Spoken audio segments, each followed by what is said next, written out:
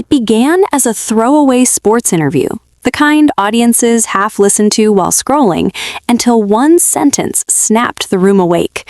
Rory McIlroy, polished, controlled, rarely reckless with words, allegedly leaned back and let a truth spill that sounded less like gossip and more like a warning.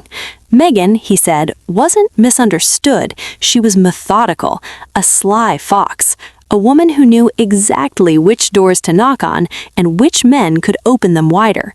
The comment didn't just land, it detonated, because it reframed everything people thought they knew about Harry's marriage. This wasn't a fairy tale gone wrong, Rory implied. It was a strategy unfolding exactly as planned. And before we go deeper, if you're here for the unfiltered layers beneath royal headlines, hit like and subscribe now, because stories like this don't stay quiet for long. McIlroy's alleged words carried the weight of someone who believed he narrowly escaped something costly.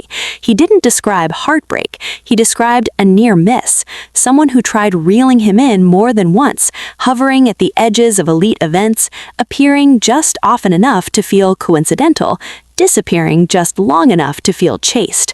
According to him, the charm was intentional, the timing precise, and the interest never accidental. When he warned that Harry wouldn't know who he married until the coffers were empty, it sounded less like bitterness and more like recognition.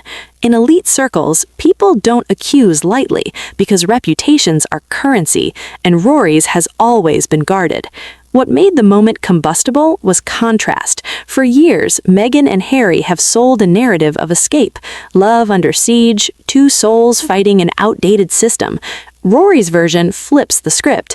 In his telling, Harry isn't the rebel hero, he's the mark, a prince emotionally primed by grief, eager to reject his gilded cage, and vulnerable to someone fluent in ambition.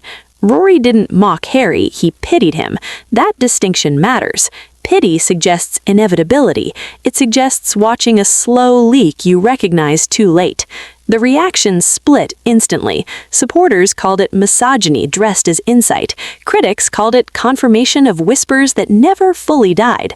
The phrase yacht girl resurfaced, not as insult, but as shorthand for a world where access is everything and relationships are ladders. Rory didn't explain the term. He didn't need to. Those who know, know. Those who don't are just now asking why so many powerful men flinch when that label is spoken aloud. And here's where the story sharpens. Rory didn't speak when Meghan married Harry. He didn't speak when they left the palace. He spoke now. Timing is never accidental.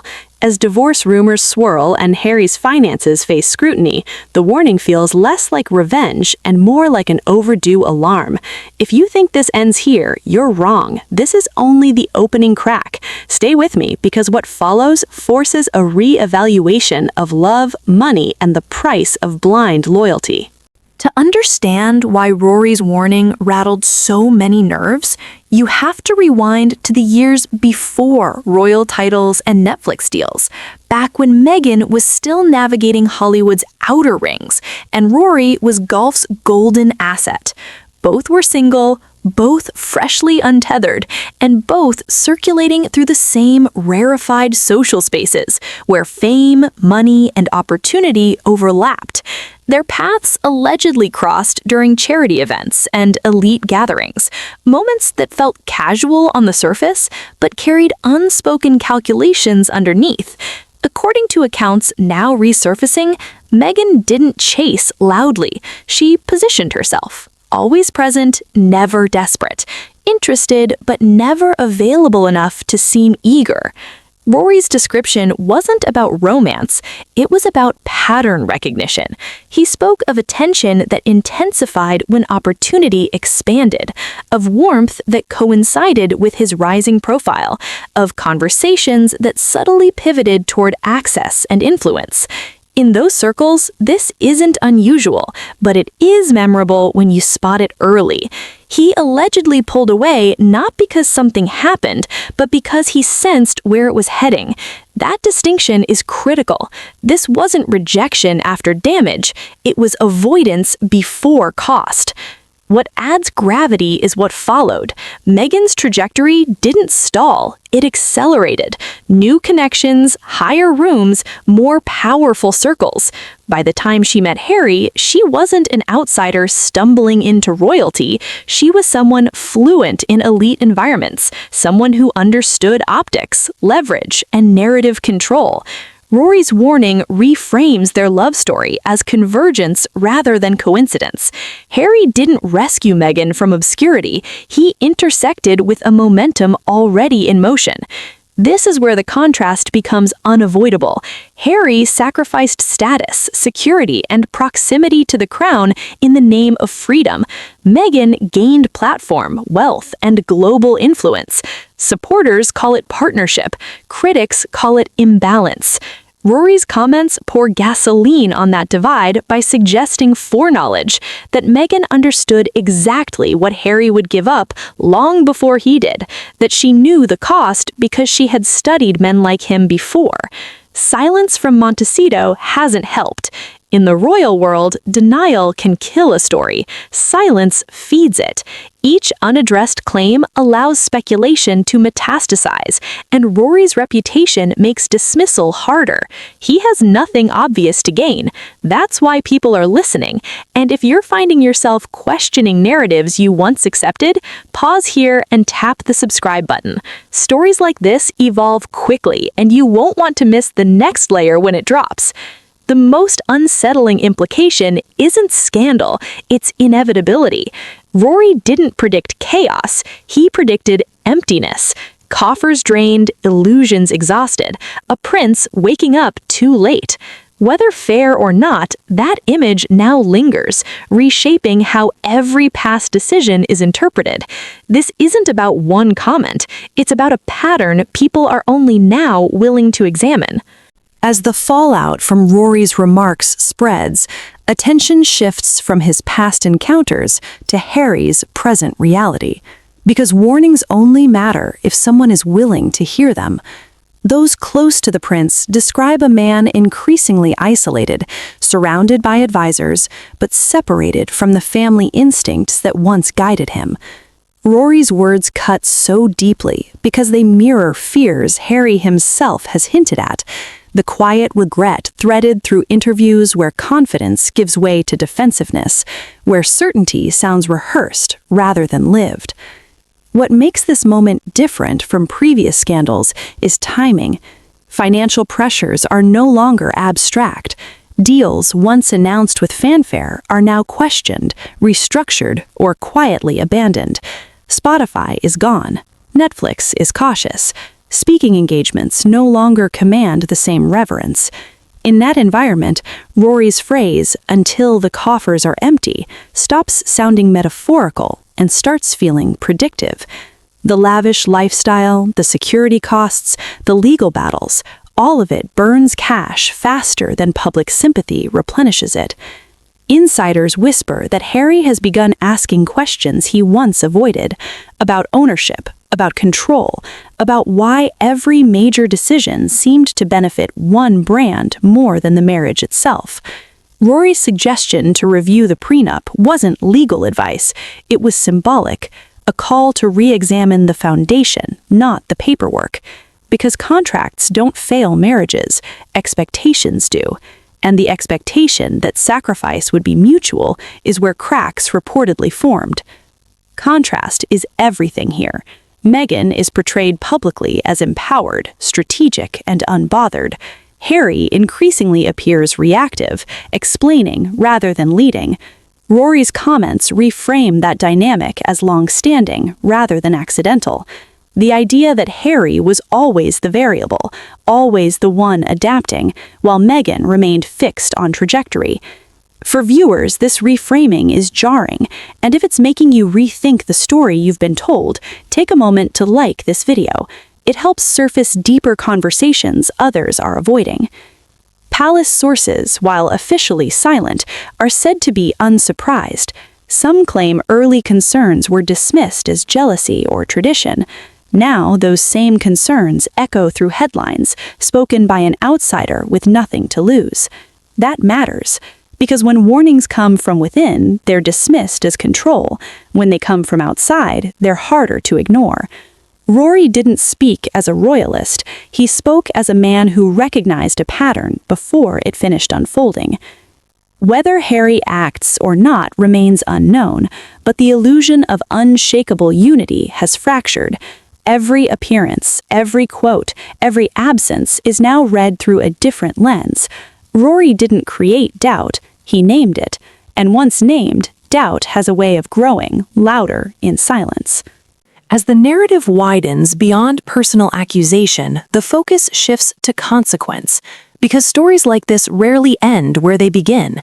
They ripple outward, reshaping how every prior moment is understood. Rory's remarks did not exist in isolation. They reframed years of public behavior that once felt confusing but harmless. The interviews where Meghan spoke of agency now feel strategic. The moments where Harry appeared defensive feel less protective and more uncertain. Even their early love story, once framed as destiny, now reads differently when ambition is placed at its center.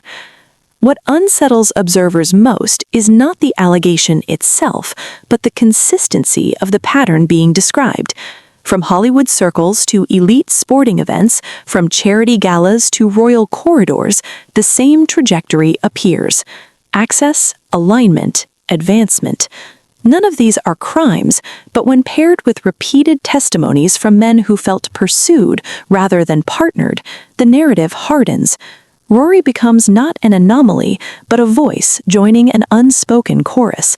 And once multiple sources describe the same shape of experience, dismissal becomes harder to maintain. Harry's role within that pattern is where sympathy and criticism collide.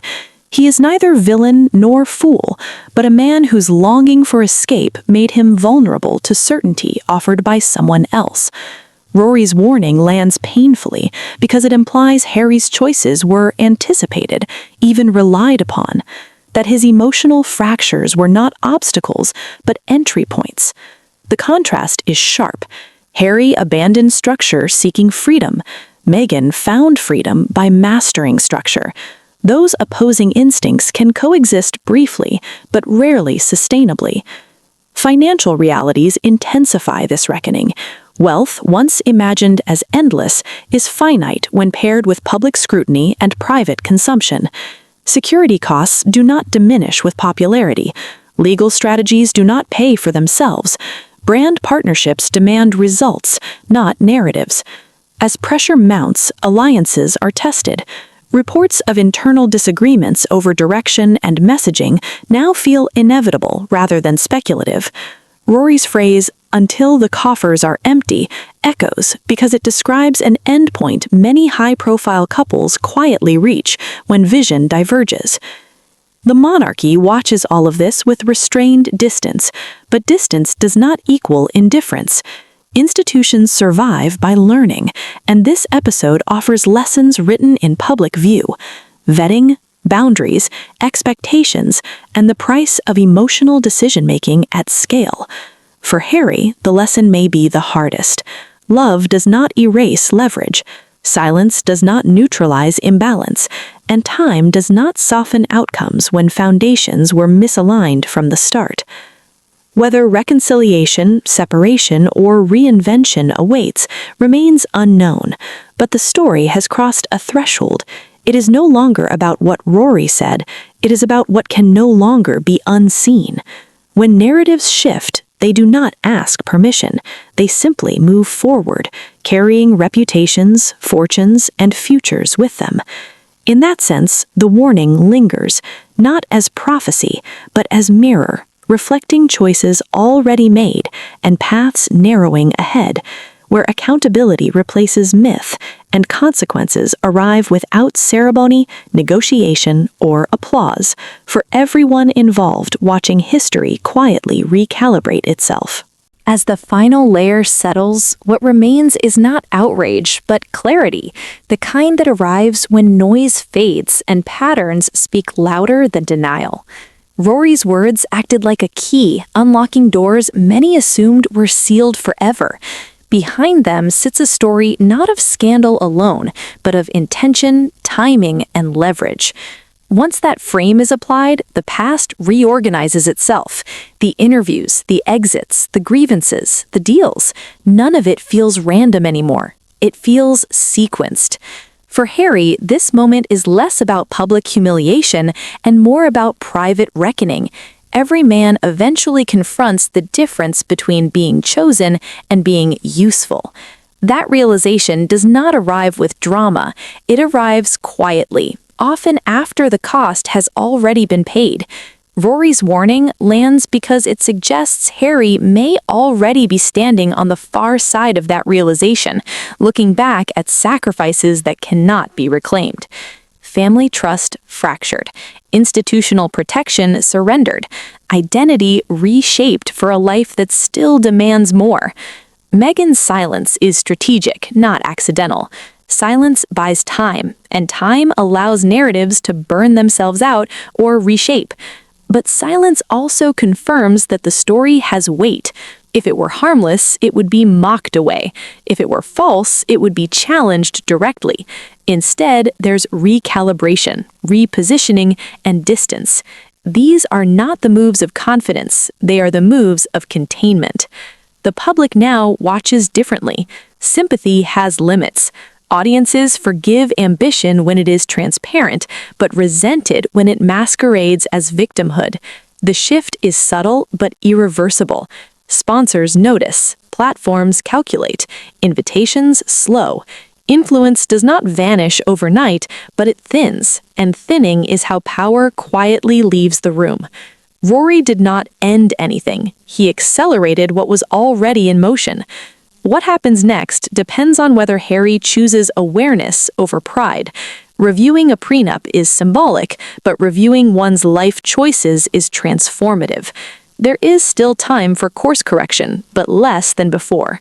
Distance from truth only compounds the eventual cost. If you're still watching at this point, ask yourself who truly benefited from every major turning point and who paid for it. Because stories like this are not about sides, they are about systems and who learns to navigate them faster. If this analysis changed how you see the narrative, take a second to subscribe because the next chapter is already forming. Like the video if clarity matters more than comfort. Share it with someone who still believes every fairy tale ends at the wedding. And stay with us, because silence is breaking, patterns are aligning, and the truth rarely stops once it decides to surface.